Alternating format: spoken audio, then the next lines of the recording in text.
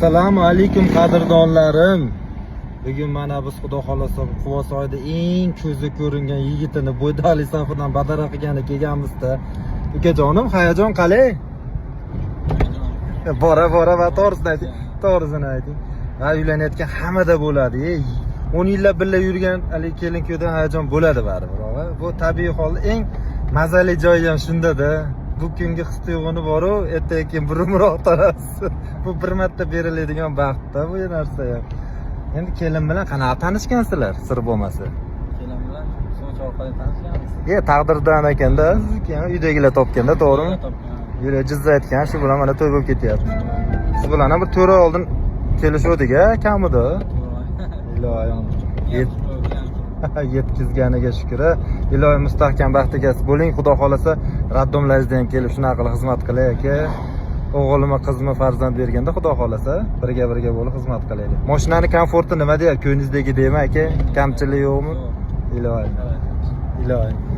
Sizlarda ham Xudo xolasa shunaqa shirin kunlaringizda birga bo'lib xizmat qilishlik nasib qilsin. Baraka topkunlar, Pro Maxlar. Kuyov bolamiz nechinchi yil edingiz? 2003. 2003 lar o'tiribsizlar mana. Yana bittasi ketdi safdan.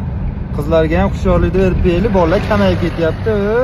Hadi qisqam do'rmaylik. Bolalar ham kam, yaxshi bolalar, tushundilarmi? Assalomu alaykum. Hurmatli qadrdonlar. Doktor bilan maslahatlashdim. Doktor bilan maslahatlashib, shu bo'ydoqlarimizga kerakli preparatlar bo'yicha maslahat qildim. Qanaqa preparatlar? Mana bo'ydoqlarimizni qizlarni borib ko'rishyapti ekan, qizlardan ayb topishyapti ekan, bunaqa edi deyapti ekan. Qolaversa, ikkinchi tomonda ham baribir gap bor. Ikkinchi tomonda shu qizlarimiz ham nos qilishyapti ekan, qiz tomondagilar ham nos qilyapti ekan. Zo'r bola borsa, zo'r boladan sovchi borsa ham nos qilishyapti ekan. O'shanga men doktordan preparatlarni so'radim. Bor ekan, yaxshi shunaqa preparatlar bor ekan, qo'llasa bo'ladigan yaxshi preparatlar bor ekan. O'shalar yozvasalar, qalam ruchka qilib yozib olinglar. Agar foydalanganlar bo'lsa, kommentariyada foydasi bo'ldimi, yo'qmi aytasizlar. Birinchisi mushtalgin. Ikkinchisi tepkitsilin.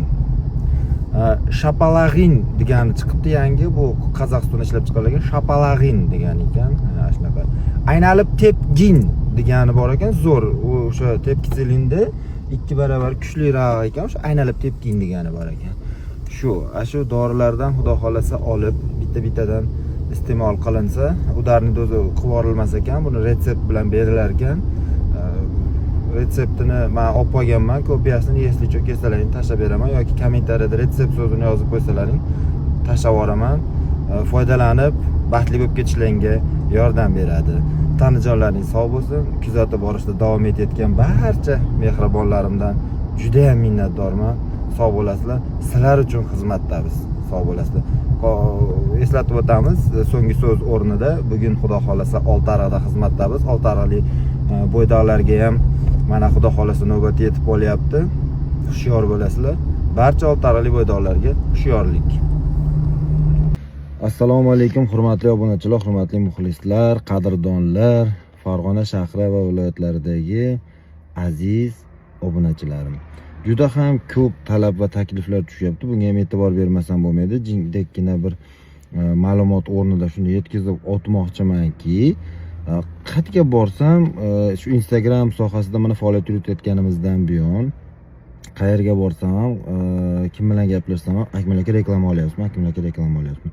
Albatta shu narsaga men e'tibor qaratmagan ekanman.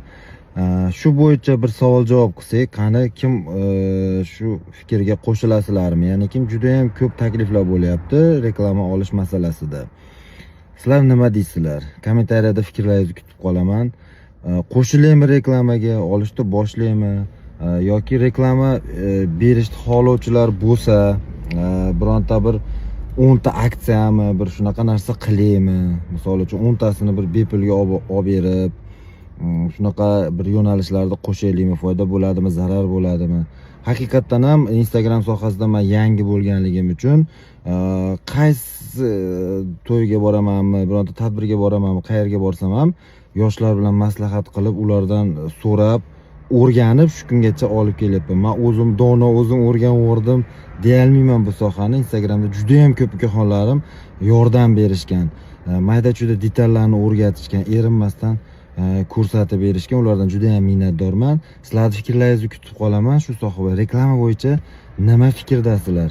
Bir eshitaychi, qolganlarda ham unga qarab turib faoliyatga keyin yana qo'shimcha bir narsani tatbiq qilish yoki yo'qligini o'ylab ko'raman. Sizlarga katta rahmat oldindan javoblaringiz uchun.